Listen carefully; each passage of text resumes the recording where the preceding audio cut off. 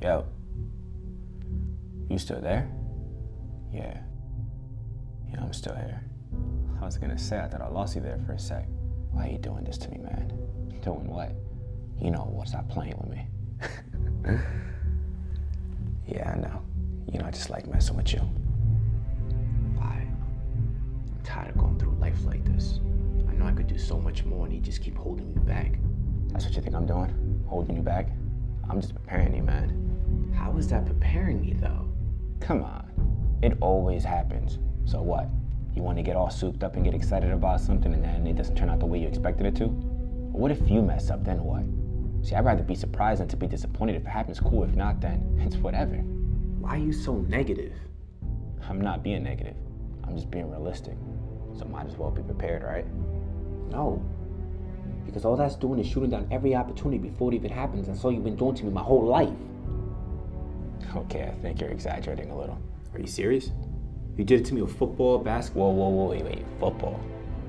What you mean, football? I really felt like I could have been so much better. And gone farther than I did. But you messed that up. Wow. Okay. You were good, but you weren't that good. I feel like if I would have worked hard enough, I could have done something. You could have worked as hard as you wanted to, but it still wouldn't have made a difference. See?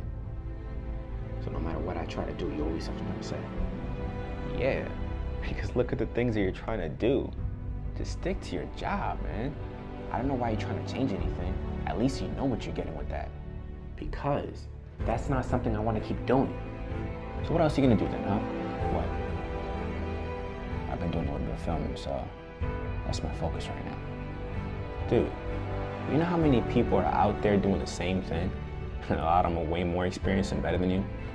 Well, everyone I've shown my videos to think they're good. Okay. You know there's a lot more to it than that, right? What if it doesn't work out for you? Or it doesn't go the way you thought it would? Yo, shut up! I'm tired of hearing you say that! Who are you talking to? No one. No one at all.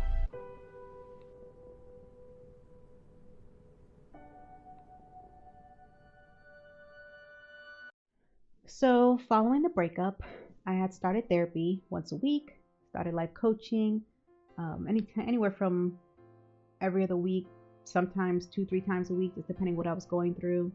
And Lamb and I were just 100% platonic friends. That's all that he could offer me. And don't get me wrong, I tried everything from begging and trying logic. I tried recreating adventures. I tried so many different things to get him to just give me another chance, but he wasn't having it. All he could do was give me friendship. And then I just found myself in the same place that I was the year before, feeling like everybody leaves, nobody has faith in me, nobody believes in me. And when I say that, I'm talking about like specific people. And my even like best friends will just kind of disappear. You know, people in my life will just leave. Everybody leaves. It could be anything from church people to, you know, my spouse had left me. A lot of leaving in my life that I had dealt with. And now Lamar was in the same bucket with everybody else, because I knew that there was only a matter of time before he was going to leave me too, because he can't, there's no way that he was able to stay being friends with me for the long haul, especially when like he gets like a serious girlfriend. Like he's just, I'm going to get faded out. So I knew that that was just a matter of time before he was gone. Then I fell back into my fog and I just started looking up Europe, and I watched somebody literally end their life the same way that I was looking to do it. And I watched their family stay in one room, and I watched the lady go in the next room, and I watched a doctor go in there with her and help her through it. And then I thought to myself, how did I go so fast from 0 to 60 to be okay this morning to wanting to just go to Europe tomorrow and wanting to look up flights right now and forgetting the whole planning? There was enough planning done, they'll figure out the rest. That's how I felt. The next day, I went to Lamar's house and I said, Lamar, I have to put my feelings for you aside because I need that friendship of yours so I can at least try to get through and figure out what is wrong with me, because I couldn't figure it out. I didn't know. I had no idea. And we talked it throughout the entire day, and he said, what can I do to support you? And I said, I just need you to send me a good morning text every morning that says, good morning, Eileen, I'm glad you're my friend. Or good morning, Eileen, I'm glad you're in my life. You don't even have to send it yourself. Just set up this automated text message. So I'll get it in the morning, like at 5 in the morning. I'll automatically get this text message. You don't have to think about me. You don't have to flirt with me. You don't have to, nothing relationship-y, but at least it'll help me mentally to try to get another day out of it until I could figure out what is wrong with me. And he said, I can't do that because it's not genuine. I don't want to send you a message that's not genuine. And I said, I don't care that it's not genuine. I just need the good morning message. He still said no.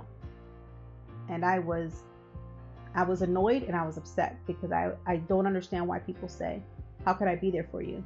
And then you give them the easiest thing where they don't even have to do anything. And then that hurt me. So I ended up calling my friend Larry of 18 years and I told him everything. And he had no idea that I was going through any of this stuff. So I told Larry my confession and I told him about my request to Lamar about sending me the good morning text. And that Lamar denied sending me a good morning, sending me the automated text messages. He said he would only send me a text if it was going to be genuine. But I mean, that was only a matter of time before that was going to stop. So I knew that was basically him saying no. But that was my life now. So the next day, Larry sends me a good morning message. And I woke up and I was happy. And I said, oh, look at that. I told him I needed some help and he showed up and okay, cool. And I got out of bed and I did my work for the day and I had a great day that day. Later on that night, I had this epiphany. I said, you know, Larry texted me good morning today and I felt great. So maybe I don't need the good morning text from Lamar. Maybe I just need to know somebody out there that I'm a part of somebody's life. Maybe that's what I need. And then I started thinking, how many people don't have somebody to tell them good morning? Because I know how much it sucked for me to lose those good mornings at such a drastic time in my life. I don't know how many people out there don't have somebody to say good morning to them. To have somebody to say, I'm glad you're in my life. I'm glad you're my friend. And then I started thinking, man, if I was sitting on the couch with Lamar and he would have told me what I told him about wanting to kill himself, I would have been devastated. And then it started living in my head how awful it must have been every time we had those conversations about me wanting to kill myself.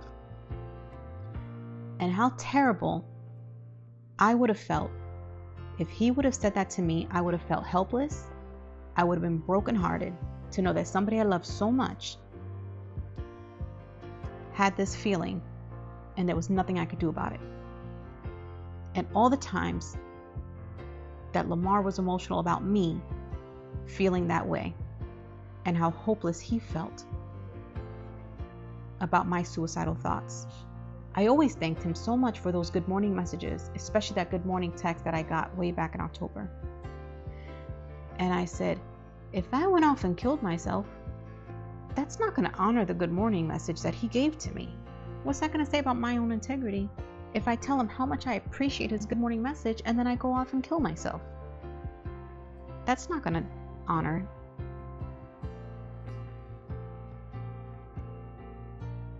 And that's when I made the decision that if I'm going to be a person of my word, if I was that grateful for his good morning message, then that would be reason enough for me to take it off the table. November 16, 2021 is the day that I took suicide off the table for good. And I told myself, once I tell Lamar, there's no going back. Because me and Lamar, we actually had a pact. We had a very strong pact that we do not lie to each other. We do not lie to each other, and we have to be honest with each other no matter how much it hurts. And that's what we've lived by since we started dating. So that Wednesday, I told my therapist, I said, hey, I took it off the table. You're going to have to help me figure out how to deal with these feelings. because I know that this fog isn't just going to like disappear. I know the bad feelings are going to come. I know the sad feelings are going to come. I know the sad thoughts are going to be there. I'm expecting it, but now I need to learn how to manage them and how to deal with them when they come. And that was the goal. I also told my therapist, that I was going to make this documentary to raise awareness for suicide. And I wasn't okay then. It was just off the table. And I just wanted to raise awareness for people to at least take it off the table and then worry about figuring out how to deal with it after. But if you always have it on the table, it's always going to be a crutch. It's always going to be that happy plan of, well, at least I'll get sweet relief. So that very week, that very Saturday, I went to Jacksonville with Lamar. We had already planned to go to see a football game, to go see the 49ers, because that's his favorite football team. And we stayed in a hotel, separate beds, of course, platonic, of course. And I told him, I need to tell you what happened to me on Tuesday. And I told him everything that had transpired. And I told him, I looked him in the eyes and I said, I promise you that I will never, ever end my life. Not that I expected for him to trust anything that I said at that point, because he was so sick and tired of all my sorries on my behaviors, on how I was over that past year. But I said it, and because I said it to him, it meant I had to do it. Otherwise, I have no integrity. I had an influx of depression and fog, and it was incredibly hard to bear, because now there was no suicide option. So now it was just me and my misery. And I just thought to myself, man, I'm going to be stuck with this agony and anguish forever. But because I promised Lamar that I took suicide off the table, now I had to relinquish myself to a life of dealing with these miserable feelings forever. Lemmy, if you do say a prayer for me, if you could add this to the prayer, if you would ask God, if you would ask God if He would be so kind to take away my anguish and to take away my agony and to just cut me some slack. If you could ask Him to take away my anguish and my agony that comes over me sometimes, and just for it to end so that I can move forward and enjoy life and just be happy. And if you could ask Him to just send me one person, if you could ask Him to send me one person that could tell me that I mean something to them. I just can't remember a time. I know people care about me, Lamar. I know that people care about me. I know my family loves me. I know people care about me. I know you care about me. I know you're my friend. I know I have friends. I know that. But I know I can't remember a time. I can't remember one time, the last time or one time, that someone has said to me that I mean something to them, or that I matter to them. I know people care. I know people care. But to know that I'm valuable to somebody's life, that I matter, or that they're happy that I'm in their life, I don't remember, and I can't remember. And if you could just pray to God to just send me a friend who's comfortable to say those things to me, just so that way I have one, I would appreciate that. I know He's God and He can do whatever He wants to do. He gets to decide everything. And some people get and some people don't. So I just want you, if you say a prayer for me, if you would just add those things for him to take away my anguish, to take away my agony, so I can be happy and enjoy life. And for him to send me just one person, just to send me one person who will tell me, Eileen, you matter to me and I'm happy that you're in my life. If you could pray that he would send me one person, I would be so grateful to you. And I would be so grateful for your prayer. And I know that if you do it, that you would mean it. Thank you for considering. I'm gonna go to the gym now. Hey, good morning, Eileen. I'm sorry that you had such a rough night. The conversations we had yesterday at Barnes & Noble, like, I didn't intend it to go there at all. It sucks and hurts, seeing you like this. I will definitely pray for you. And I just hope that, the days get better, and I know you don't want to hear that. But I really do hope that, things seem like, looks like it'll turn around sooner than later. And I just want you to be happy. I just want you to be okay. I just want you to be, feeling all right and not feeling like this day in and day out.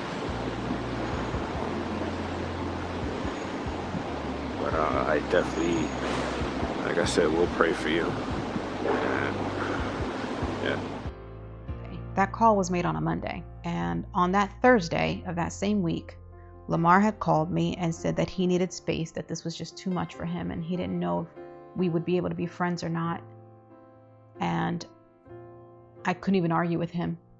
I knew that he was spent. I knew that I had burdened him. I knew that I had overly burdened him with my trauma and my issues, and I knew he was depleted. I knew I had maxed out any friendship that he had available for me, any love that he had available for me. There was nothing left for him to draw from. That love tank, that friendship tank was empty. And I did that to myself. So I didn't argue with him because I knew that I did the crime and now I was about to do the time. So I didn't cry about it. I actually haven't cried since that Monday. But on that Thursday, I put my big girl panties on, took it like a woman, and I said, I understand. And he told me, Eileen, I hope you make this documentary. I hope you go through with it. And I hope that you inspire other people and help other people.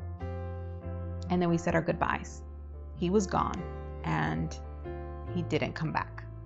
Lamar left my life that day, and he had every right to do so. I had not dealt with my suicidal thoughts. I had not dealt with the trauma that was left from my divorce, and I projected a lot of pain onto our relationship. And it's a shame because I'm an amazing woman, and I was not able to balance both of those.